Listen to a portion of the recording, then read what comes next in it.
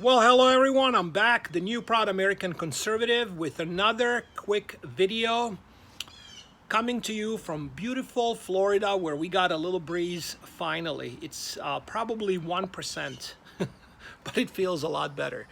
So if you're one of those who chooses not to think for yourself, click off this video right now and go back into whatever bubble you're living in. Besides that, let's move on to what I'm about to tell you right now. I believe in the next 2 minutes is going to be a lot clearer for you what is really going on behind closed doors. There is a saying that goes like this: one man's debt is another man's asset. A lot of you already know what that means. Banks have to issue debt in order to make money because they live off of interest, okay? And live meaning living large, okay?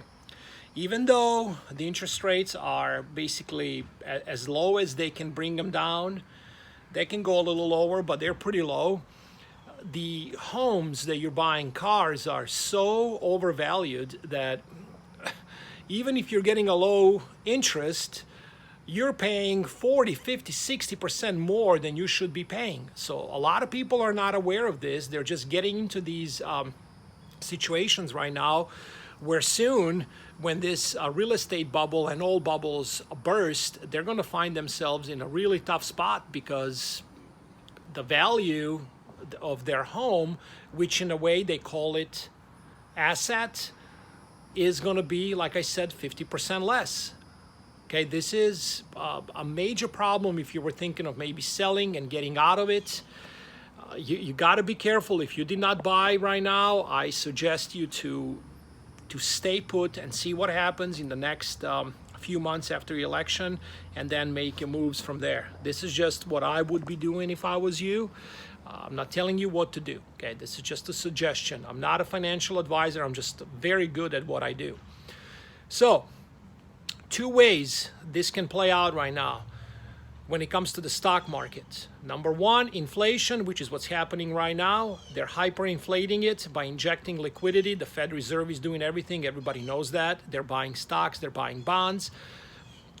Those prices are going up, but not as fast as the dollar, meaning your purchasing power is going down. Second, deflation, which is most likely not what they're going to do, just to deflate it. The best way to describe it is, instead of continuing to inject the patient with more crack cocaine, they decide not to give it to him anymore, okay? And everything comes down crashing. So you cannot win in this scenario. So not only, as I mentioned earlier, we have this debt bubble, as the banks are now getting really worried when people cannot pay the debt. They're trying not to even get into more loans. They're realizing that we are not in a V-shaped recovery as projected. So the banks are going to start getting more and more strict who they're giving the loans, and this is where the music stops. It's a train wreck. It's debt implosion. Okay?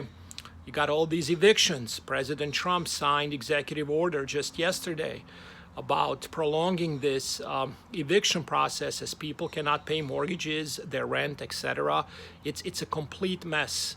So, stock market, going back to that, inflation or deflation, you got that problem, which is major. If you say, well, I don't care, I'm not in a 401k, I don't own any Ford stock and whatnot, you are in the stock market. Insurances, taxes, everything is connected to the stock market. So you will lose unless you hedge off against this madness. And right now, the way it's going, it's hyperinflation. It's destruction of your purchasing power, destruction of savings, destruction of the middle class. I believe it's done by design. I've been talking about this for a while. You can see it all with these lockdowns and whatnot. It's been very crazy. If you're interested in certain sectors in the stock market, I have my in and out of the stock market procedure, where I'm just injecting liquidity in certain areas, then taking them out, using 20 to 30% of that into gold, silver, platinum, crypto a little bit too, about 5% of that as well. I always do a little crypto. I like basic attention token, BAT. That's my call. You don't have to listen to me. You do whatever. You can invest in Bitcoin at 11 grand. That's up to you. I like basic attention token, okay? And the reason is Mozilla Firefox, JavaScript, those are the people who created it, and the utility of basic attention token I like a lot because I use Brave app. There are no commercials due to the blockchain technology that BAT provides. Not to get into too many details here, this BAT I got at 18 cents a share, I believe. Right now is, I don't know, over 30 something a share. It doesn't matter to me because I will not trade this one. I'm just going to hold on to it, and that's my play. Gold, silver, physical, not touching it until the new system is put in place. If I like it, if I see that there is currency backed by gold or silver or whatever other commodity, then I might trade it out for whatever this new system is. But that might be a long time. So keep preparing. I got a couple of picks for you when it comes to mining that I'm holding. I talked about AG, Majestic Star. I talked about Alexco, AXU, and I got one more for you today, Victoria Gold, VITFF. I will write all these indexes down below so you guys can take a look at it. I'm hoping for another pullback like yesterday. I bought the dip, and it worked out pretty good. It wasn't a big jump today, just 1 or 2% here and there, but it definitely, they were not going down. So I'm hoping for another pullback so I can cost average, but if not, that's fine. I'm just gonna wait for it or just hold on. I will not trade them.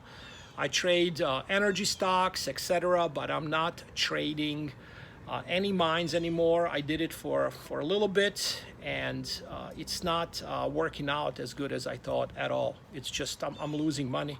There is just no reason to short these for right now. And I will tell you when I am ready to short them. Okay, so VITFF, AXU, AG. 10% more pullback. I'm rolling up my sleeves and going back in, using 20 to 30% of that into a little bit of crypto, gold, silver, platinum, physical.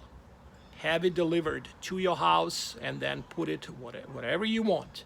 It can be a smaller bank. Make sure it's not Chase, Bank of America, smaller bank you can trust, or your Uncle Joe in Nebraska, you know what I mean, backyard, graveyard, whatever it is. Put it away and preserve your purchasing power, preserve your wealth.